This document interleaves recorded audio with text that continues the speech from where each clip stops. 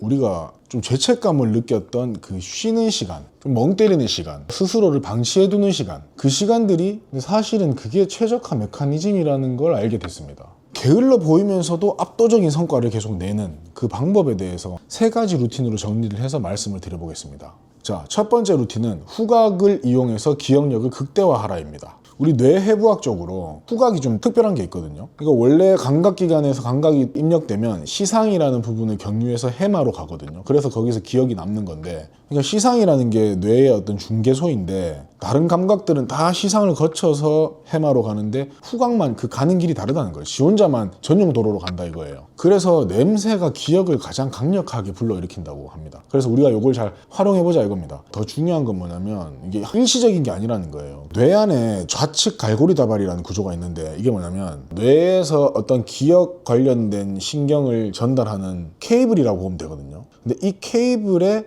용량 자체가 커졌다는 거예요. 그러니까 하드웨어 자체가 강화되는 거예요. 그러니까 식물에서 추출하는 천연 물질로 된 것들을 엄선해서 선택하셔야 되고, 뭐 예를 들면 로즈마리 같은 거, 천연 로즈마리 향 이런 것들이 좋습니다. 중요한 학습 활동을 할 때 향기에다가 우리가 은은하게 노출이 돼 있는 거예요. 그 환경을 만드는 겁니다. 그 다음에 자기 전에 침실에다가 환경을 조성하는 거예요. 그러면은 요거를 이제 표적 기억 재활성화라고 하는데, 이게 자는 동안에 같은 향기에다가 노출이 되어 있으면 뇌가 자동으로 주간에 학습한 내용을 복습을 한다는 거예요. 아, 이 냄새 맡을 때 내가 공부했었다 참. 그 다음에 두 번째 루틴은 수면이랑 학습을 동기화를 시켜가지고 뇌가 스스로 레벨업 할 수 있게 만들어주는 거거든요. 여러 가지 연구 결과에서 나온 게 장기적인 기억은 우리가 잘 때 형성이 된다고 합니다. 낮에 공부한 내용이 우리가 비렘 수면 상태일 때 뇌 안에서 정리가 된다고 하거든요. 우리가 꿈도 꾸지 않고 그냥 자는 그 상태입니다. 이때 뇌 안에 해마랑 심피질이랑 서로 동기화가 되면서 기억이 견고해지는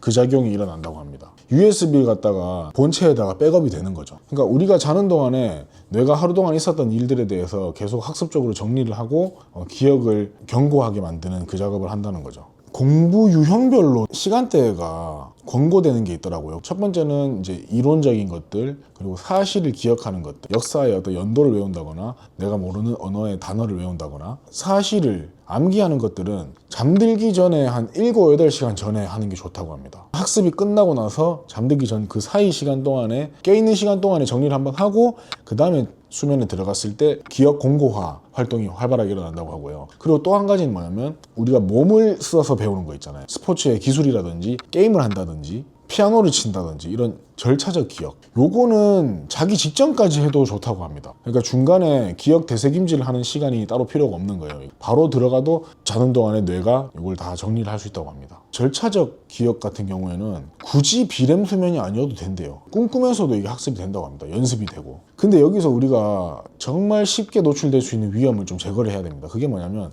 휴대폰으로부터 멀어지는 거예요. 잠들기 직전까지. 그러니까 우리가 멜라토닌이 나와야지 잠을 잘 수 있거든요. 멜라토닌은 이제 호르몬인데, 야 이제 자야지, 잠 좀 자자, 이렇게 이제 몸을 만들어주는 호르몬이거든요. 블루라이트가 멜라토닌이 분비되는 걸 억제를 하고 뇌를 각성시키는 거예요. 특히나 우리가 그냥 블루라이트를 쬐고만 있는 게 아니라 숏폼 영상이나 뭐 릴스나 이런 거 계속 보잖아요. 정보가 계속 들어오니까 계속 각성 상태가 있는 거예요. 그러면 지쳐서 잠들더라도 비렘 수면으로 갈 수가 없고, 그럼 낮에 학습했던 것들이 적용될 수가 없는 거예요. 누군가는 그걸 계속 하면서 하루하루 잠을 자고 있는데 맨날 며칠 블루라이트에 노출돼서 막 힘들게 잠들고 이러면 이게 1년 2년 가면 격차가 벌어질 수밖에 없다는 거예요. 그래서 이제는 취침 1시간 전에 디지털 디톡스, 이거는 선택이 아니라 필수인 겁니다. 제가 다른 영상에서도 말씀드렸잖아요. 폰침 분리, 폰과 침대를 분리하라. 디지털 디톡스 상태에서 잠들기까지의 그 시간이 있잖아요. 그 시간 동안에 우리가 또 좋은 아이디어나 그리고 이런 창의력들이 생길 수가 있단 말이에요. 그래서 그런 경험을 놓치지 않기 위해서는 디지털 디톡스가 필수다, 이렇게 말씀드리겠습니다.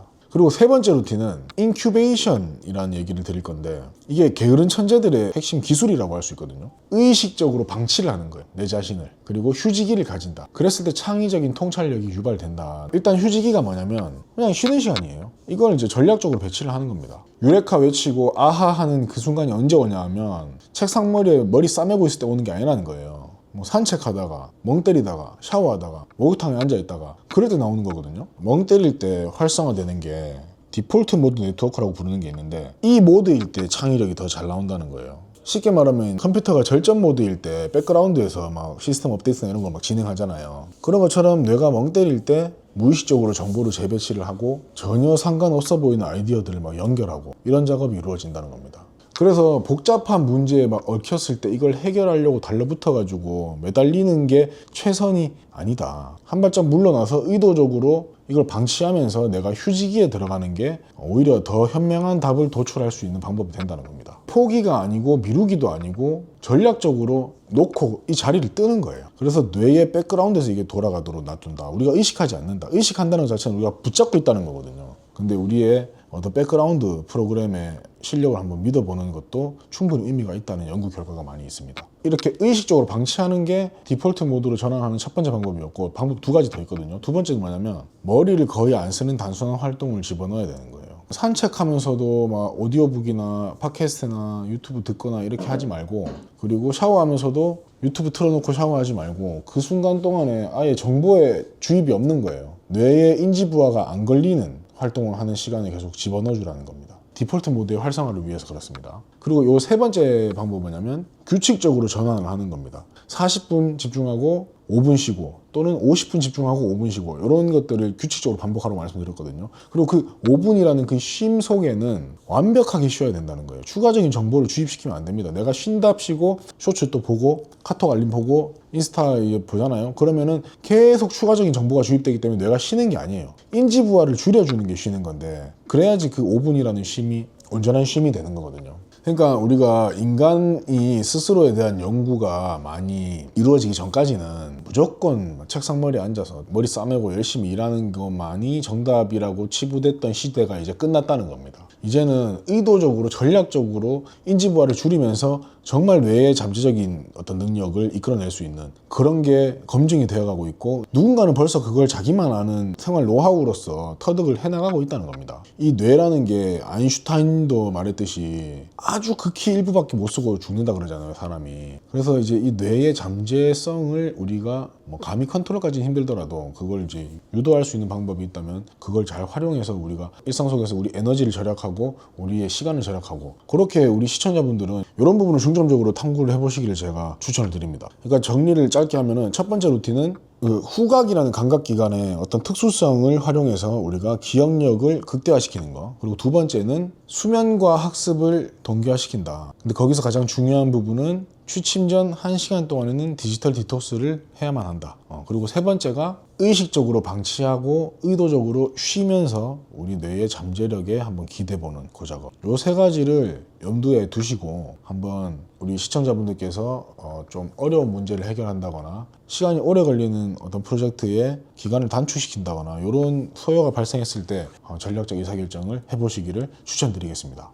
그리고 우리가 제 채널의 시청자분들이든 아니든 부자든 가난한 사람이든 금수저든 흙수저든 모두에게 공평하게 주어진 유일한 자원이 딱 하나 있잖아요. 그게 바로 시간이잖아요. 시간의 밀도를 2배, 3배 쓸 수 있는 방법이 있다면 우리가 세운 목표에 빨리빨리 가까워져야 될 거 아닙니까? 그런 방법론에 대해서 제가 10분짜리 영상으로 정리해 놓은 게 있습니다. 고정 댓글에 링크로 달아둘 테니까 그 영상도 한번 이어서 시청해 봐 주시길 바라겠습니다. 자, 오늘도 영상 봐주셔서 감사드리고요. 저는 감정적인 그런 동기부여가 아닌 실질적으로 과학적 근거에 기반해서 인간을 행동하게 만드는 그 실행력을 강화시키는 방안에 대해서 여러분들과 함께 같이 고민하고 그걸 개발시켜 나가는 그런 역할을 하고 싶습니다. 지금까지 몸자였습니다. 안녕.